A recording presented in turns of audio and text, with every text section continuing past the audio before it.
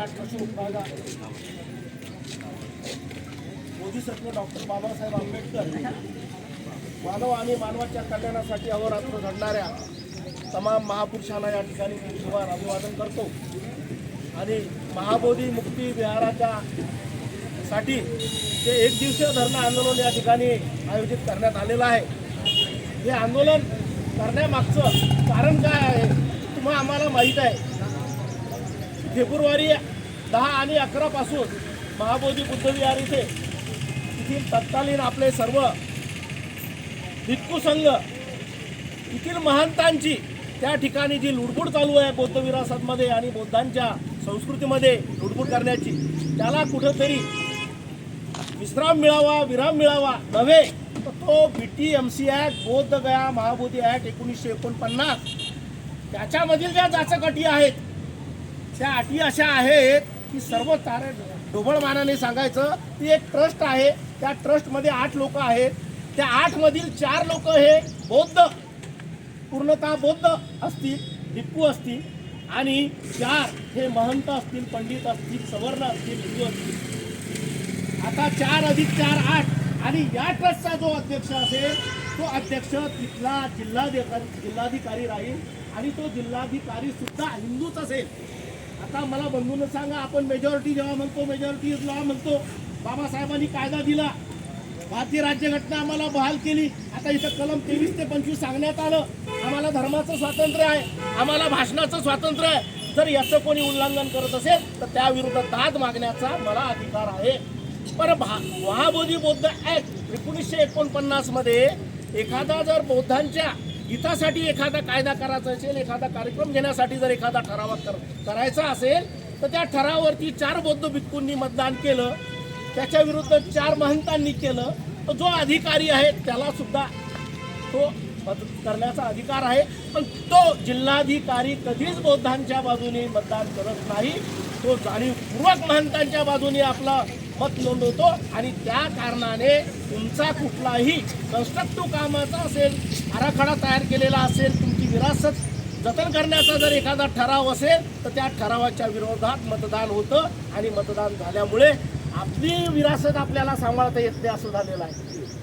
की जागतिक दर्जाचा बौद्ध धम्म आहे की तो सर्व जगाला शांतीचं, संहितेचं आपल्याला प्रतीक म्हणून आपण मानतो, तर मग तो असा जाचक असलेला कायदा रद्द झाला पाहिजे आणि त्या ठिकाणी सर्वार्थाने जी कुठली ट्रस्ट त्या ठिकाणी उभी राहील त्यामध्ये ती सर्वार्थाने बौद्धांच्याच हातात असली पाहिजे, जेणेकरून आम्हाला जर एखादी स्थावर मालमत्ता, जंगम मालमत्ता घ्यायची, जर बौद्ध महाबोधी विहाराची जर आपल्याला जागतिक स्तरावरती जर तुलना करायची, युनेस्कोने त्यांना वर्ल्ड हेरिटेज म्हणून घोषित केलेलं आहे, जागतिक वारसा म्हणून जर घोषित केलेला आहे, तर त्यामध्ये जर काही बदल करायचे असतील बौद्ध पद्धतीने माझे शब्दप्रयोग लक्षात घ्या, बौद्ध पद्धतीने जर त्यात जर बदल करायचे असतील तर आपल्याला तसा काहीतरी कायदा करावा लागेल। ते कायदा करण्यासाठी तिथली संरचना आपल्या बाजूने असली पाहिजे, पण ती संरचना जी आहे ती आपल्या बाजूने नाही आहे।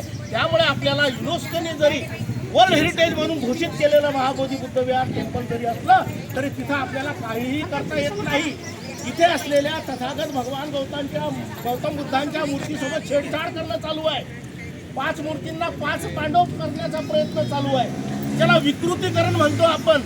आपल्याला माहिती आहे बऱ्याच ठिकाणी बौद्ध विहारांमध्ये त्या विहारातील मंदिरातील महाबोधी विहारातील जशा त्या मूर्त्यांना छेडछाड करण्याचं काम चालू आहे, तसं संबंध भारतातील ते काम चालू आहे। पण जिथं जागतिक दर्जा घोषित झालेला आहे त्या तेथील वास्तूला कोणी धक्का पोचू नये आणि आमची विरासत आम्हाला मिळाली पाहिजे, हा आमचा स्वाभिमानाचा प्रश्न आहे।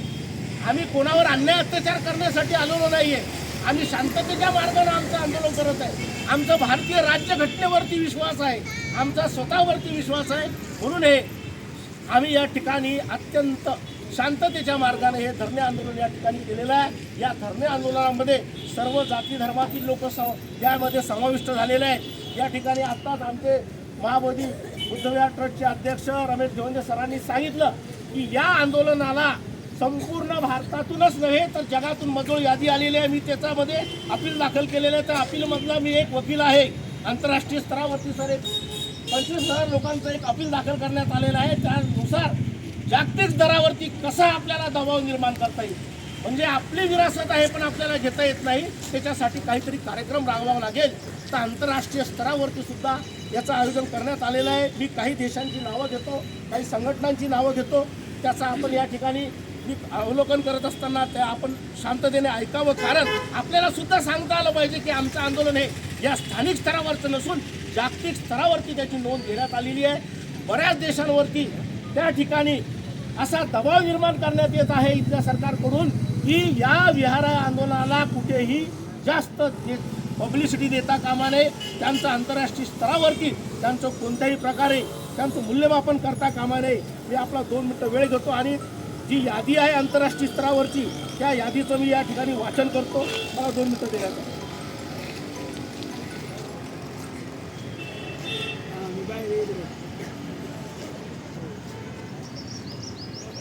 श्रीलंकेतून याची सुरुवात झालेली आहे.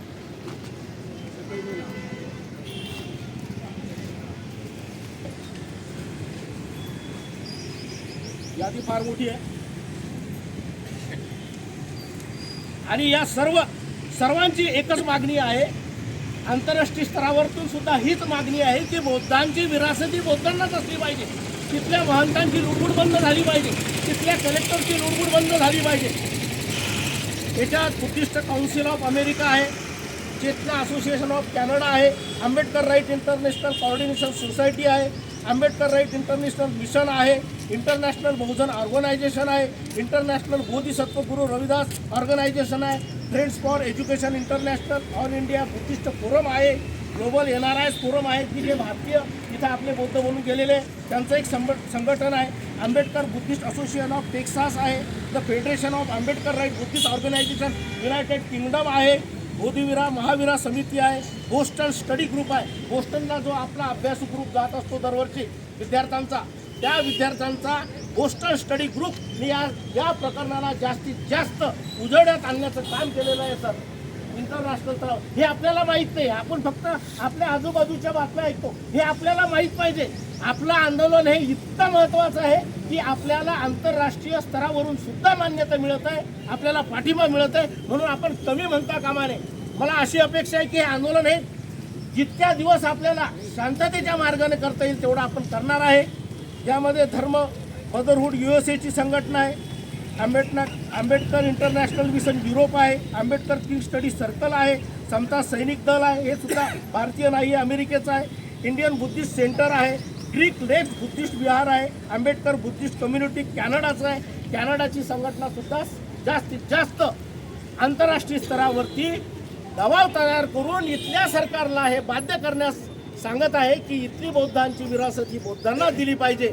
आणि आम्ही स्वाभिमानी लोक आहोत, स्वाभिमान आपला जिवंत असला पाहिजे आणि स्वाभिमानी माणूस हा आपला हक्क हिसकावून घेत असतो. बाबासाहेब म्हणतात गुलामाला गुलामीची जाणीव करून द्या म्हणजे तो अन्यायाविरुद्ध बंड करून उठेल. आम्हाला आमचे हक्क जर घ्यायचे असेल तर आम्ही शांततेच्याच मार्गाने घेणार, कायद्याच्या चौकटीत घेणार. पण आता आम्ही थांबणार नाही. जोपर्यंत बौद्धांची विरासत बौद्धांना मिळणार नाही तोपर्यंत आम्ही थांबणार नाही. त्यासाठी आम्हाला कुठल्याही स्तराला जायचं काम पडलं तरी आम्ही करू. सांगायचा अर्थ आम्ही शांततेच्याच मार्गाने आंदोलन करणार आहे. या आंदोलनामध्ये या संपूर्ण प्रकारात कुणाल पैठणकर यांची भूमिका फार महत्त्वाची आहे. बुद्धिस्ट ग्लोबल चॅरिटेबल ट्रस्टच्या माध्यमातून या ठिकाणी आम्ही काम करत असताना आमच्या ट्रस्टच्या माध्यमातून बौद्ध उपासक उपासिका संघ असेल यांची सुद्धा फार महत्त्वाची भूमिका आहे. या प्रकरणामध्ये प्रचाराचं काम करण्याचं काम खऱ्या अर्थाने आमच्या स्त्रिया भगिनींनी केलेलं आहे, माता भगिनींनी केलेलं आहे. त्यांची मी या ठिकाणी जाहीरपणे आभार मानतो. आणि हे प्रकरण कारण तुम्ही जर हे प्रकरण ठरवलं पाहिजे स्त्रियांनी कुठं न्यायचं तर तुम्ही आंतरराष्ट्रीय स्तरावरती हे लिहू शकता. त्याची प्रचिती तुम्ही आम्हाला दिलेली आहे. याची दखल सुद्धा आज मीडियाने घेतलेली आहे. तुम्ही लक्षात घ्या. तुम्ही असं समजू नका इथं सगळ्या प्रकारचे मीडियाचे लोक होते. मगाशी तुम्ही पाहिले 15-20 कॅमेरे घेऊन होते. ही बातमी संपूर्ण भारतभर जाणार आहे. याची दखल या इंटरनॅशनल स्तरावरती सुद्धा घेणार आहे. तेव्हा जरी आपण जसं त्रिशरम पंचशील घेतो आणि त्याचं अनुकरण करण्याचा प्रयत्न करतो तेव्हा बौद्धांची विरासत बौद्धांना मिळाल्याशिवाय आपल्याला थांबायचं नाही. यापुढे हे आंदोलन कशा प्रकारे समोर जाईल हे आपल्याला यायचं चिघळणार नाही याची काळजी घ्यायची आहे. आपण बौद्धांच्या विचारांचे आहोत, समतेच्या विचारांचे आहोत. म्हणून आपण कोणावरती अन्याय करत नाही. आम्हाला आमची विरासत द्या. आम्ही कोणाचं उसणं मागत नाही आणि आमच्या कार्यक्रमात आम्ही कोणाला लुडबुड करू देणार नाही. कोणत्या हिंदूच्या मंदिरामध्ये तुम्हाला घुसण्याचा अधिकार आहे? त्यांच्या ठरावामध्ये तुमचा ठराव घेण्याचा अधिकार आहे का? एखाद्या ट्रस्टमध्ये जाऊन बोलण्याचा. मग आमच्या ट्रस्टमध्ये तुम्ही येऊन कसं सांगता आम्हाला की हा ठराव घेऊ नका? हे साधं ढोबळ मानाने जर ग्रामीण भागातल्या माणसाला कळतं, इथल्या सुशिक्षित माणसाला कळत नाही का? इथल्या सरकारला कळत नाही का? सगळं काही कळतं, पण आपल्यामध्ये किती धग आहे हे पाहिलं जातं मित्रांनो. तुमच्यामध्ये किती ताकद आहे हे पाहिल्या जाते. आणि ही ताकद आजमावण्याचा प्रयत्न इथलं जर सरकार करत असेल तर यावेळेस बौद्धांची विरासत बौद्ध घेतल्याशिवाय राहणारच नाही. हे ऐशी आंदोलनाने सिद्ध झालेलं आहे. म्हणून तिथल्या समस्त बंधू भगिनींना आणि जे घरी बसलेले आहेत त्यांना सांगा, हे माझं एकट्याचं आंदोलन नाही. घरी बसून कार्यक्रम होणार नाही. आंदोलन करायचं, धरणे आंदोलन करायचं, गाण्याचा कार्यक्रम आहे, सगळे येतात. त्याच्यापेक्षा महत्त्वाचे आहे तुमची विरासत जर तुमच्याजवळ राहिलं नाही, तुमची संस्कृती जर तुमच्याजवळ टिकणार नाही, तर तुमची ओळख कोण देणार आहे? बाबासाहेबांचा अधिकार कायदा आपल्याजवळ आहे, पण तो अधिकार आपल्याला ताणताना तो वापरता सुद्धा आला पाहिजे. ती वापरण्याची ताकद आपल्यामध्ये आहे. म्हणून आम्ही इथं धरणे आंदोलनासाठी आलेलो आहे. वेळ प्रसंगानं कायदेशीर लढाई लढण्याचं काम पडलं तर आम्ही कायदेशीर लढाईसाठी सुद्धा वकिलांचे गट आंतरराष्ट्रीय स्तरावरती तयार आहे. त्या गटात सुद्धा आपण सहभागी होऊन या ठिकाणी आपला कार्यक्रम घेणार आहे. इथे असलेल्या समस्त बंधू भगिनींना माझी विनंती आहे की इथून घरी गेल्यानंतर सुद्धा याचे अपडेट्स घेणे, रील्स बघणे.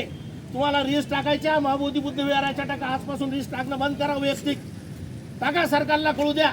रील्स की हे इतके जागृत झाले बौद्ध, इतकी स्त्री जागृत झाली, इतकी महिला जागृत झाली, इथला विद्यार्थी जागृत झाला, तो आता महाबोधी बुद्ध विहार मुक्त झाल्याशिवाय थांबणारच नाही. दुसऱ्या रील्स टाकणं बंद करा. एक आंदोलन छेडा, तुमच्यापासून सुरुवात करा.